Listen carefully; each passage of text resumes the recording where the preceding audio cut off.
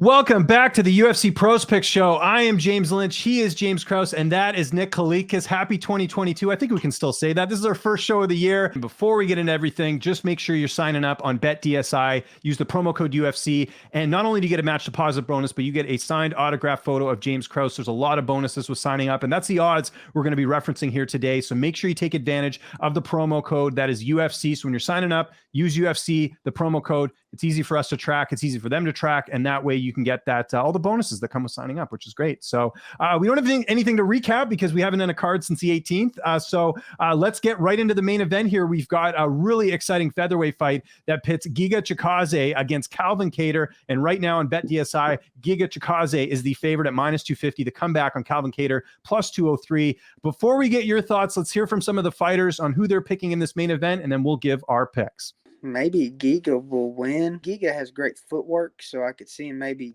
dancing, putting some slick moves and stuff. But that Kattar, I don't see him getting finished by him, so maybe Giga just wins on points or something, because he throws a lot more strikes overall, because maybe Kattar just throws a little bit harder punches, but not as many. And so, that's what I could see happening.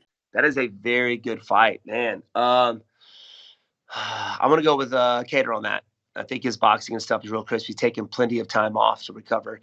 I'm going to go for him. And he might be hungry after this. After that last loss, you want to get that back. So you work extra hard to get out there and show the fans in the UFC that you're still in it. I'm going to go for Kattar.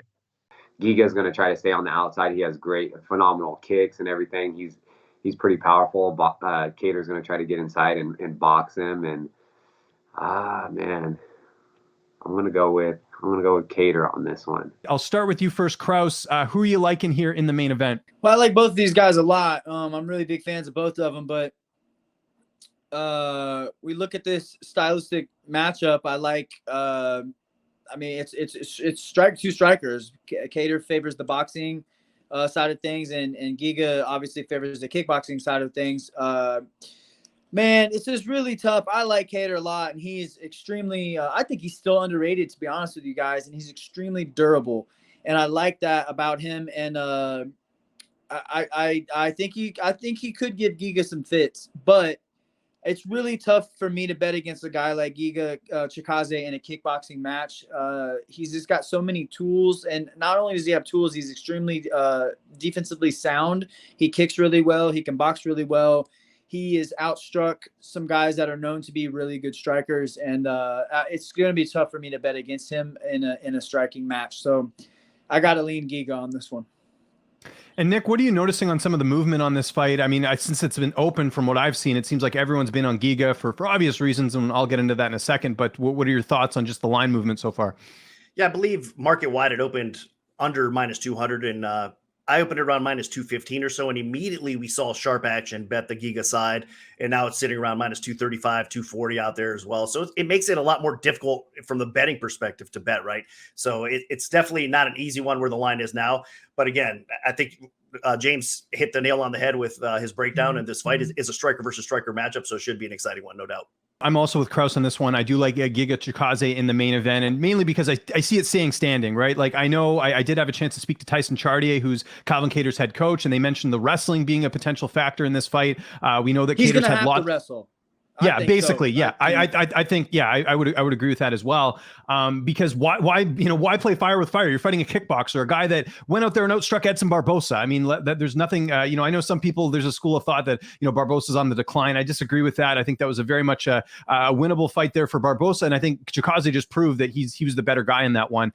So there's that, there's that side of things that they've had time to prepare. Chartier also told me that they actually were trying to do this fight last year. Apparently it was the UFC, and then the fight wasn't able to come to fruition, and then the fight got moved to January. So Kattar's been ready to go for a while. Let's not forget this is going to be a full year that he's had off. So any sort of narrative, I mean, Krause, maybe you can speak more to this, but any sort of narrative that Kattar's coming back too soon, I don't think is accurate because he's been off for an entire year. He did take a beating from Max Holloway, but I think that's more than enough time to recover from such a fight like that. And I like the fact that he took that extra time off and is coming back into this off a full year off. So there's that side of things.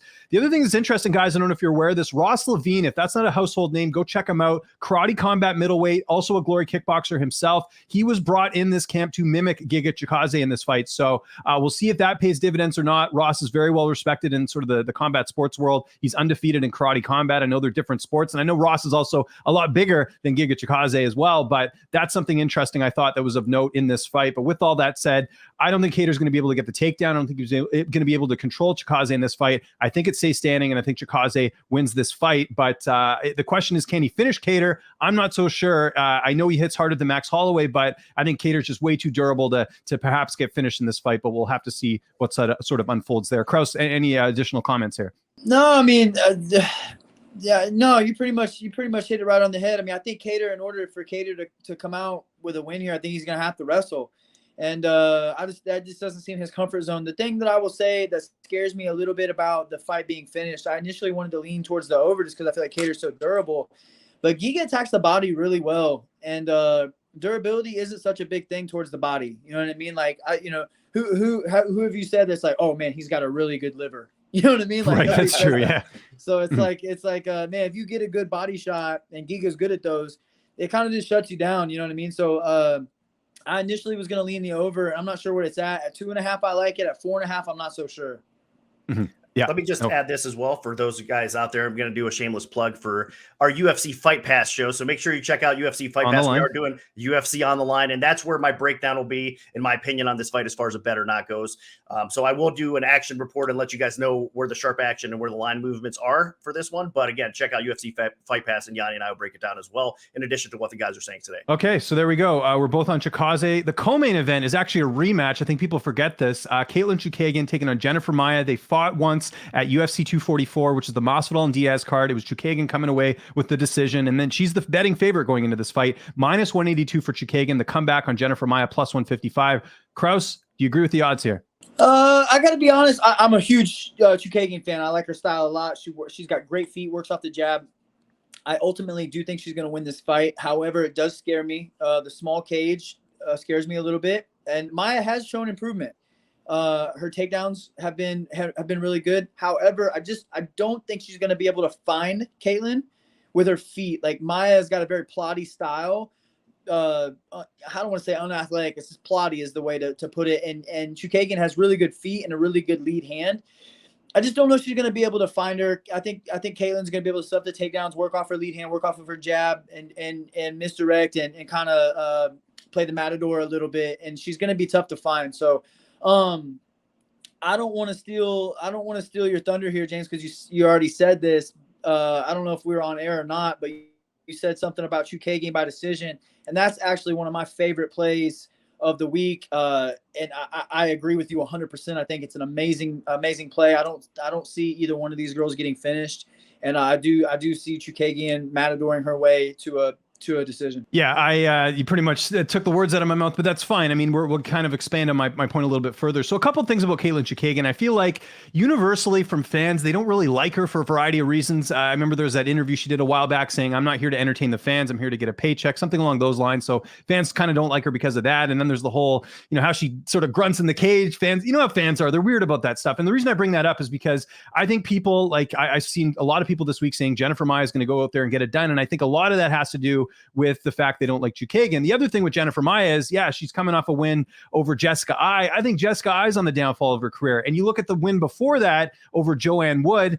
Joanne Wood's someone that has these fights for whatever reason where she can't seem to get out of the first round. We've seen it time and time again in her career where she has a big opportunity. Remember that fight against Maia? She had the title shot with Valentina Shevchenko. She opted to fight Maia instead, maybe overlooking her, thinking, oh, well, it doesn't matter. I just want to keep active. And Wood got submitted in that fight. Great win for her, but I also think that Calderwood has a history of doing this. So I don't put too much stock into either of those wins. I think Chookagan's one of the most underrated flyweights in the division. I remember when she was an underdog against Antonina Shevchenko, people saying that Shevchenko was going to absolutely destroy her, and Chookagain out-wrestled her in the entire fight. So I like Chookagain a lot in this fight. I think she wins. I think she already beat her in 2018. I know it was a close fight, but I don't see anything really changing here. I don't think Maia has made leaps and bounds of improvement, and I think Chookagain has been pretty steady, still racking up really big wins in the division. So I'm going Katlyn Chookagain here in the co-main event, and I think she gets it done. Nick, I was curious the odds on this in terms of the movement because, again, this is a rematch from 2018.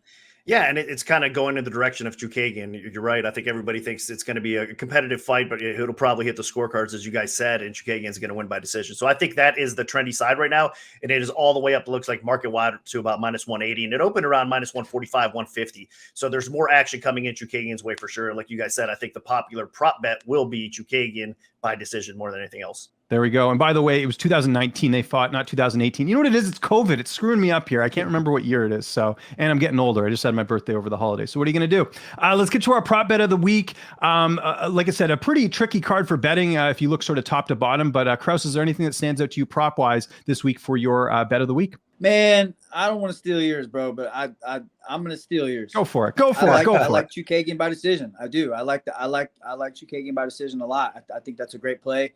Or even the over on that, because if you guys want to stay a little safer, you won't get the same odds. I'm not sure what they are. I think Chookagain by decision is what, +125 you said? No, it's actually it's -120. So it's still, you're not getting the dog money on it, but still it's it's decent value at -120. Better than taking her straight up at -182. What are the odds on the over? Probably 300. The odds on the over right now on the Chookagain fight is at, as I'm bringing it up here, I don't know why they don't have it in order here. It is at, hold on. You got to lay some chalk, baby. It's almost -400-ish on the over. Oh, is it? Okay, yeah, there we go. Yeah. So that, and -380, -385 is what they have. By decisions to play then.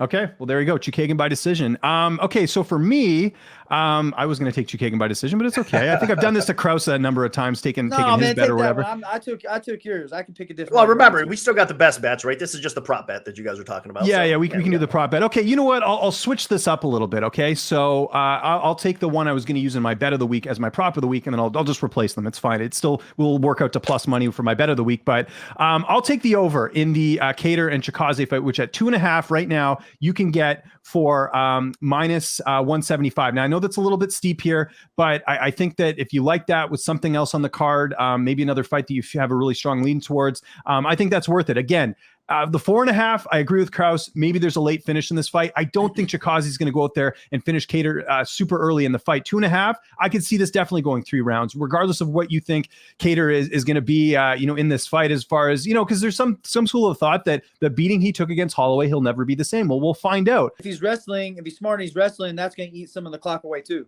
Exactly. Yeah, there we go. See? Yeah, I agree. Yep. There we go. Okay, cool. Let's get to our bet of the week. Kraus, what are you liking? I don't even think the line's out on this because this just happened, and I typically try to stay away from my guys on this, but I'm going to go with one of my guys, TJ Brown. I don't even know what the line is. I don't even think it's released yet. Maybe Nick can offer some help on us on that, but he just took a short notice replacement against Charles Rosa. I really love this matchup for TJ. I think TJ's a better version of him everywhere. Rosa is tricky and he is dangerous, so we do got to watch out for that. But fighting TJ Brown on 3 days notice is no easy task. And TJ's had a great camp. I'm on the inside of his camp, so I know how he looks, where he's at.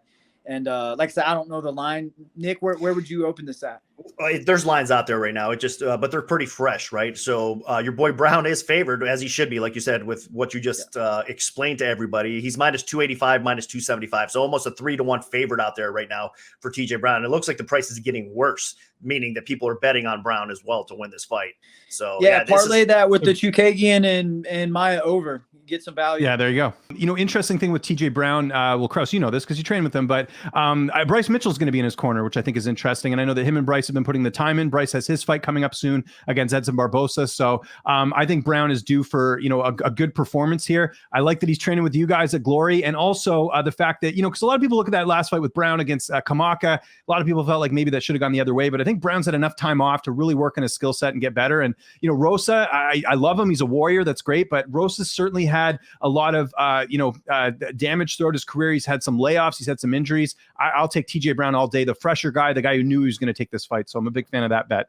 As far as my bet of the week, I'm going to take the Katlyn Chookagain by decision prop, which is -120. Like I said, I think if Chookagain wins, which I expect her to, it won't be a finish. Look at Katlyn Chookagan's resume. It's all decisions. I mean, I don't think she even has a finish, not that I can remember. And I'm going to parlay that with the Court McGee and Ramiz fight. That fight goes to the decision, is -165. 185. You're getting plus money if you parlay these two together. The reason I like the fight goes to decision in the Court McGee fight is that Court McGee's extremely durable. He's another guy that typically goes the distance. This way, you're not risking of betting on either guy, because I think the line's pretty even between the two. Ramiz is a great fighter, comes to us from Fortis MMA.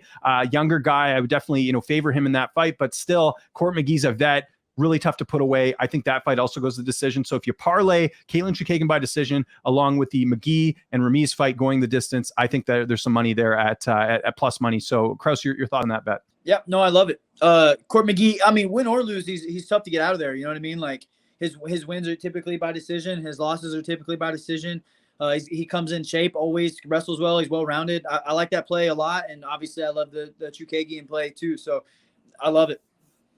There we go. Nick, anything else on this card you wanted to talk about? Again, first UFC card of the year. So I know everyone's excited to get back and start betting these fights. Yeah, the handle is going to be off the charts, I think, overall in most sports books, because like what you said, we had that hiatus. Everybody's just drooling and just ready for UFC to come back. So we're all excited about that. The bettors are going to be ready to go. And then factor in that it's NFL weekend, wild card weekend, right? So there's going to be, I mean, NFL trumps everything as far as betting goes. UFC's coming in close, though. I mean, I don't think anything's going to pass the NFL. Let's face it. Let's be real. But UFC fits in really well, and the action continues to grow, I mean, year by year with the amount of handle we get on UFC cards. So I think it fits in really well. So there's probably going to be some spots where you can take advantage because of the movement of the lines, meaning there's going to be a lot more recreational bets coming in than normal, right? Because of that, there's going to be a lot more square action. And if they're heavy bets, believe it or not, a lot of people are going to be kind of scratching their head. It's not always the sharp action that moves lines. It's also some big, large recreational bets too. So you could find some value when the lines start moving a little bit more as well. So I'm looking forward to it. I'm glad the UFC's back. It's been a while and ready to roll, man. Yeah, absence makes the heart grow fonder. So we're looking forward to this card. It's been a month almost since we've had a UFC event.